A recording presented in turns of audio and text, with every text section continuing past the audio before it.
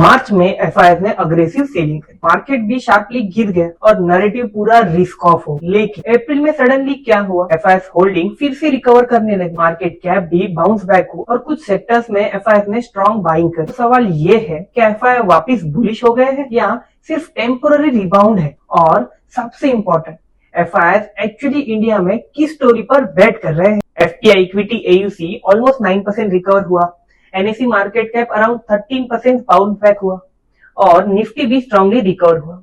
लेकिन इंटरेस्टिंग चीज क्या है, एफआईआई ने अप्रैल में भी नेट आउटफ्लो दिखाया, मतलब डिस्पाइट सेलिंग पोर्टफोलियो वैल्यू फिर भी इंक्रीज हुआ। ये एग्जैक्टली वही पैटर्न है जो हमने फरवरी में देखा था। इसका मतलब क्या है, market recovery valuation lead, existing holding का वैल्यू इंक्रीज हुआ। FII fully risk off mode में नहीं थी, लेकिन असली स्टोरी ओवरऑल मार्केट रिकवरी नहीं है। कहता है कि एफआईआई सिलेक्टिवली कुछ सेक्टर में अग्रेसिव एक्सपोजर बढ़ा रहे। सबसे स्ट्रॉन्ग इंक्रीज कहाँ दिखा, capital goods, realty and infrastructure linked sector, मतलब कि industrial. Capital goods holding almost 90% increase हुई, रियल्टी होल्डिंग्स भी शार्पली रिकवर हुए। ये रैंडम बाइंग नहीं है।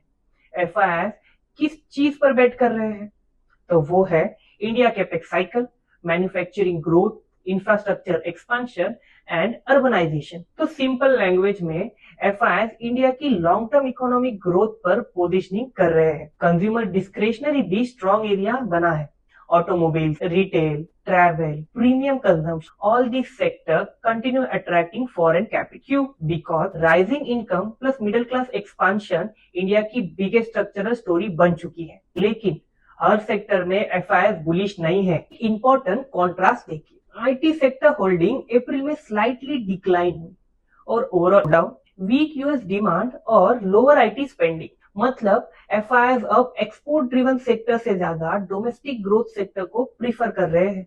लेकिन इसका मतलब ये नहीं है कि आईटी स्टोरी खत्म हो गई। इंडिया का आईटी सेक्टर अभी भी हाईली प्रॉफिटेबल है, ग्लोबली कॉम्पिटेटिव है और एफआईआई पोर्टफोलियो का मेजर पार्ट बना हुआ है। अब एक और इंटरेस्टिंग ट्रेंड देखिए जो इंडियन मार्केट को फंडामेंटली चेंज कर रहा है। पहले Indian market heavily FII driven था। अगर एफआईआई फेल करते थे तो मार्केट शार्पली कोलैप्स करता था। लेकिन अब पिक्चर चेंज हो रही है। डोमेस्टिक इन्वेस्टर कंटिन्यूअसली स्ट्रॉन्गर हो रहे हैं। Mutual funds, SIP inflows, insurance money, retail participant, ये सब मार्केट को स्ट्रक्चरली सपोर्ट कर रहे हैं। इसलिए 2024 से 2026 के पीरियड में even after heavy FII selling market completely break नहीं हुआ। डोमेस्टिक इंस्टीट्यूशंस ने लार्ज पार्ट एब्सॉर्ब कर लिया। ये इंडियन मार्केट का बिगेस्ट स्ट्रक्चरल इवोल्यूशन का कंपैरिजन अदर इमर्जिंग मार्केट से इंटरेस्टिंग हो जाता है। लेकिन एफआईआई का पैसा इंडिया में एग्जैक्टली कहाँ कॉन्सेंट्रेटेड है, वही नेक्स्ट इंपॉर्टेंट इनसाइट है। टॉप 20 स्टॉक्स में ही more than 50% FII holding concentrated है। और लार्जेस्ट पोजीशन कहाँ है,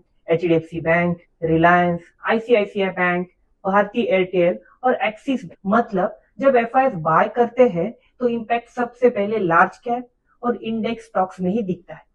इसीलिए बैंक स्टॉक शार्पली मूव करते हैं और निफ्टी भी वॉलेटाइल लगता है और मार्केट सेंटीमेंट क्विकली चेंज हो जाते हैं। अप्रैल का डेटा एक इंपॉर्टेंट मैसेज देता है। एफआईआई ब्लाइंडली इंडिया से एग्जिट नहीं कर रहे, वो सिलेक्टिवली रीपोजिशनिंग कर रहे हैं। डोमेस्टिक ग्रोथ, इंफ्रास्ट्रक्चर, कंजम्पशन और फाइनलाइजेशन, ये इंडिया की कोर स्ट्रक्चरल थीम है, जहां ग्लोबल कैपिटल अभी भी लॉन्ग टर्म ऑप्टिमिस्टिक है।